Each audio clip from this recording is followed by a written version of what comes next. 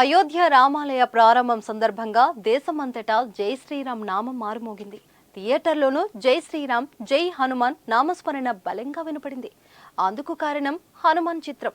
అయితే ఈ cinema unit Ayodhya Balakram దర్శనం చేసుకున్న అనంతరం యూపీ ముఖ్యమంత్రి యోగి ఆదిత్యనాథ్ను కలిశారు. హీరో తేజ సజ్జా, దర్శకుడు ప్రశాంత్ వర్మలను యోగి ఆదిత్యనాథ్ తన కార్యాలయంలో కలిశారు. హనుమాన్ విజయం సాధించడంతో హీరో తేజ సజ్జా, దర్శకుడు ప్రశాంత్ వర్మను యోగి ఆదిత్యనాథ్ ప్రత్యేకంగా అభినందించారు.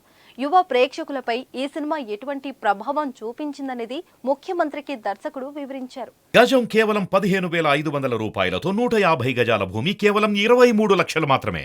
అంతేకాకుండా భారతీయ పురాణ ఇతిహాసాల గొప్పదనాన్ని సినిమాలో ఎలా మిళితం చేసింది కూడా చెప్పారు. యోగితో సమావేశం తర్వాత ప్రశాంత్ వర్మ మాట్లాడుతూ, యోగి ఆదిత్యనాథ్ గారిని కలవడం నిజంగా మాకు లభించని గౌరవంగా భావిస్తున్నాం. మాకు ఇన్స్పైరింగ్ మూమెంట్ ఇది. సినిమాల ద్వారా మన సంస్కృతి సంప్రదాయాలను ఎలా కాపాడుకోవచ్చనేది యోగి గారు మాతో చర్చించారు. హనుమాన్ సినిమాలో మేం చేసిన ప్రయత్నాన్ని అభినందించారు. భారతీయ పురాణ ఇతిహాసాల నేపథ్యంలో ఆఫ్ బీట్ కథను తీసుకుని సూపర్ హీరోగా మార్చిన తీరును ఆయన గుర్తించారు. సినిమాలో కొత్తదనం, సంప్రదాయాలకు విలువ ఇచ్చే నాయకుడు మనకు ఉండటం మన అదృష్టం. ఇటువంటి ప్రోత్సాహాలు మేం మరిన్ని కొత్త ప్రయోగాలు చేయడానికి మనకు స్ఫూర్తి ఇస్తుందని చెప్పారు. హనుమాన్ సినిమాలో హనుమంతునిగా నటించడం ఒక సవాలని హీరో తేజ సజ్జా అన్నారు.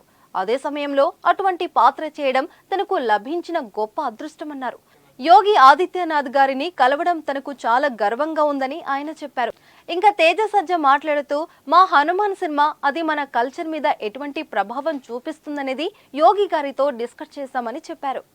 తేజ సజ్జా హీరోగా ప్రశాంత్ వర్మ దర్శకత్వం వహించిన హనుమాన్ సినిమా 200 కోట్ల వసూలు మార్కు క్రాస్ చేసింది. ఇంకా థియేటర్లో జోరు చూపిస్తుంది. ఈ సినిమాకు కొత్త రికార్డులు క్రియేట్ చేసే దిశగా సాగుతుంది. కేవలం తెలుగు ప్రేక్షకుల నుంచి మాత్రమే కాదు, హిందీ ప్రేక్షకుల నుంచి కూడా అద్భుతమైన స్పందన లభించింది. ముఖ్యంగా నార్త్ ఇండియాలో హైయెస్ట్ కలెక్షన్ సాధించిన డబ్బింగ్ మూవీస్ లిస్టులో ఆల్రెడీ టాప్ 15లో ఎంటర్ అయింది. అది త్వరలో టాప్ 10లోకి రానుంది.